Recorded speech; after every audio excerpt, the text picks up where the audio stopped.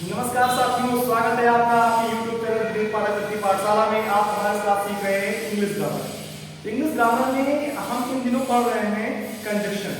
Conjunction में इससे पहले आपने कोऑर्डिनेट कंजक्शन के बारे में अच्छे से सीखा। अब हम जो सीखने वाले हैं इस वीडियो में वो सीखने वाले हैं सब ऑर्डिनेट कंजक्शन के बारे में। दोस्तों, सब ऑर्डिनेट कंजक्शन जिनका मतलब होता है आश्रित संयोजक। जी हाँ, आश्रित संयोजक क्या होते हैं, किन्हें रिप्रेजेंट करते हैं, कैसे रिप्रेजेंट करते हैं, इनका यूज कैसे होता है, तो आइए हम समझते हैं कुछ इस तरह से। तो आपके सामने उपस्थित है हम सबऑर्डिनेट कंडीशन लेकर के। सबऑर्डिनेट कंडीशन जो होते हैं वो टाइम को शो करने के लिए आते हैं। ऐसा नहीं केवल टाइम को शो करने के लिए आते हैं, टाइम के साथ साथ कुछ और चीजों को शो करते हैं, लेकिन इस वीडियो में हम टाइम और कंडीशन को लेकर के डिस्कस करने वाले हैं। तो सबऑर्डिनेट कंडीशन टाइम को शो करने के लिए प्रयोग किए जाते हैं। कैसे? जैसे कि कंडीशन के तौर पे बिफोर आता है, आफ्टर आता है, व्हेन आता है, व्हाइल आता है, अंटिल आता है, नाउ आता है। जब कभी भी किसी सेंटेंस में आज a conjunction before, after, when, while, until, now इसी का प्रयोग आपको देखने को मिले तो आप समझ जाइएगा कि ये कंजक्शन कौन है, सब ऑर्डिनेट कंडीशन है। क्यों? क्योंकि ये टाइम को रिप्रेजेंट करते हैं। तो टाइम को रिप्रेजेंट करने के लिए, टाइम को शो करने के लिए जब कभी before, after, when, while, until, now etcetera इनका प्रयोग देखने को मिले तो आप समझ जाना ये सब ऑर्डिनेट कंडीशन है। ओके, तो एग्जाम्पल में अगर हम इनका प्रयोग देखने का प्रयास करें तो कुछ इस प्रकार से हम देख सकते हैं। I waited for Ravi until he came. I waited for Ravi until he came, यानी कि रवि के आने तक का मैंने रवि का इंतजार किया।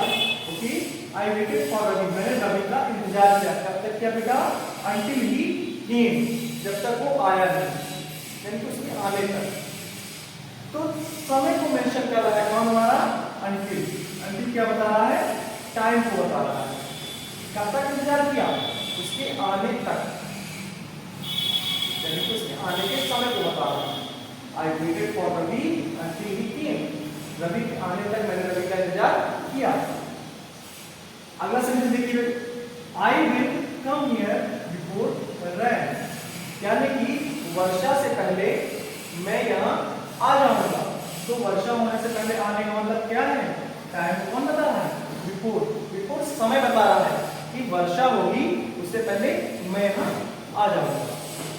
तो वर्षा होगी इससे पहले मैं यहाँ आ जाऊंगा। इस बात को कौन बता रहा है? बिफोर बता रहा है, उससे पहले, यानी कि बिफोर टाइम को मेंशन कर रहा है। राइट, इसलिए बिफोर क्या है? बिफोर हमारा, या यहाँ पे बिफोर की ट्रेंड भी कर सकते हो, बिफोर ट्रेंड। तो ये क्या कर रहा है? ये हमें टाइम को बताने का काम कर रहा है। He reached there after the match. He reached there after the match. इसको आप कुछ इस तरह से भी लिख सकते हो। He reached there after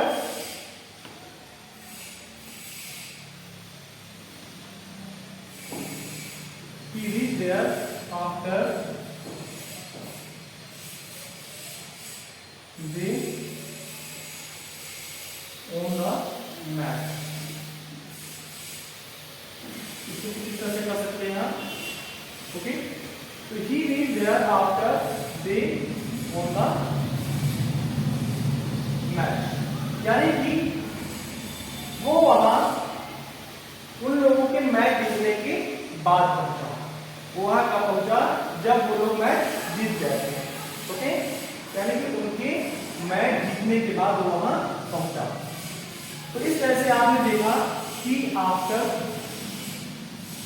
before, until, ये सेंटेंस में हमें आज सबऑर्डिनेट कंडीशन देखने को मिल रहे हैं। क्यों?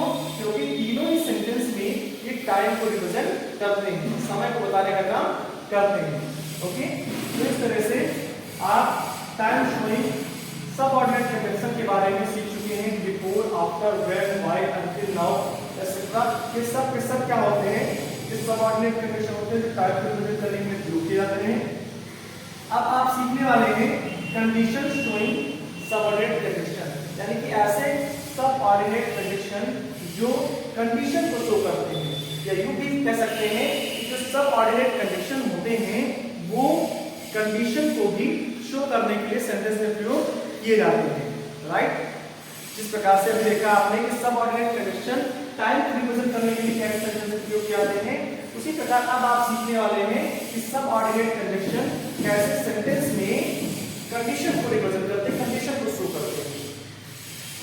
तो इन्हें बताने के लिए जो कंडीशन प्रयोग किए जाते हैं वो मुख्यतः क्या है, इफ है, एज इफ है, इन केस है, अनलेस है, इनका प्रयोग जनरली हमें कंडीशन के तौर पे देखने को मिलता है। जैसे कि unless he works hard, unless he works hard, जब तक वो कठिन परिश्रम नहीं करेगा, he cannot get success, तब तक वो सक्सेस नहीं पा सकता। जब तक वह कठिन परिश्रम नहीं करता तब तक वह सक्सेस नहीं पा सकता। If they come, I will not join the party. If they come, यदि वे आएंगे, I will not join the party, मैं पार्टी ज्वाइन नहीं करूंगा। तो आपने पहले में क्या देखा, पहले में आपने देखा कि कैसे अनलेस आपको एज अ सबऑर्डिनेट कंडीशन के तौर पे मिला।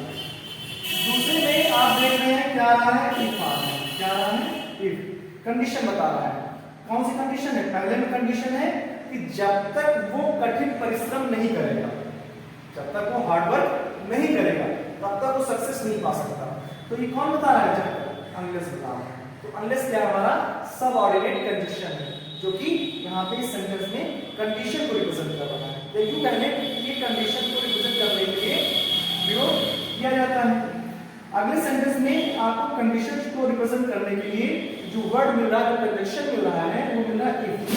क्या सेंटेंस, सेंटेंस इस प्रकार है, इफ दे कम, यदि वे आएंगे, I will not join the party, मैं पार्टी ज्वाइन नहीं करूंगा, मैं पार्टी में शामिल नहीं होऊंगा।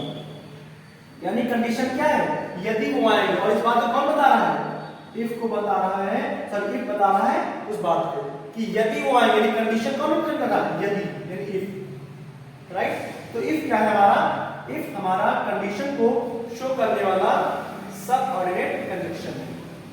अगला सेंटेंस देखिए, he can not win the match in case, यहां पे थोड़ा सा सेंटेंस में और सुधार की जरूरत है। In case he cannot win the match, in case he became injured, क्या he injured भी लिख सकते हो, he became injured भी लिख सकते हो। क्या होगा, he cannot win the match, वह मैच नहीं जीत सकता, in case he became injured, यदि वो, मान लो वो यदि इंजर्ड हो जाता है तो, यानी कि अगर उसे चोट लग जाती है तो वह मैच नहीं जीत सकता। यानी कि इन केस क्या बता रहा हमें, इन केस हमें कंडीशन बता रहा है कि वो मैच कब नहीं जीत सकता, तो मैच तब नहीं जीत सकता है यदि वो इंजर्ड हो जाता है। राइट, तो यदि वो इंजर्ड हो जाता है तो मैच नहीं जीत सकता। राइट, सॉरी यहाँ पे बिकम नहीं, became, if he become injured, if he become injured, he cannot win the match in case he becomes injured। तो यदि वो इंजर्ड हो जाता है तो मैच नहीं जीत सकता। तो इस तरह से आपने सबऑर्डिनेट कंडीशन के बारे में सीखा। आशा है कि आपको सबऑर्डिनेट कंडीशन में टाइम शोइंग सबऑर्डिनेट कंडीशन और इसके अलावा कंडीशन शोइंग सबऑर्डिनेट कंडीशन के बारे में अच्छे समझ में आ गया होगा। अगर किसी प्रकार का कोई आपके मन में डाउट रह जाता है तो कमेंट बॉक्स में जाइए, कमेंट करिए, मुझसे पूछिए, मैं आपको क्लियर करूंगा। इसी प्रकार से हमारे साथ जुड़े रहने के लिए और बेहतर तरीके से न सिर्फ इंग्लिश ग्रामर बल्कि लिटरेचर, मैथमेटिक्स, साइंस सब कुछ free of cost crystal clear के साथ आप सीखना चाहते हैं तो अभी और अभी हमारे YouTube चैनल को सब्सक्राइब कर लीजिए और सब्सक्राइब करने का बेल आइकन दबाना बिल्कुल मत भूलिएगा ताकि नेक्स्ट वीडियो का नोटिफिकेशन टाइम से आपको प्राप्त हो जाए और आप लर्न कर सकें। बहुत बहुत धन्यवाद।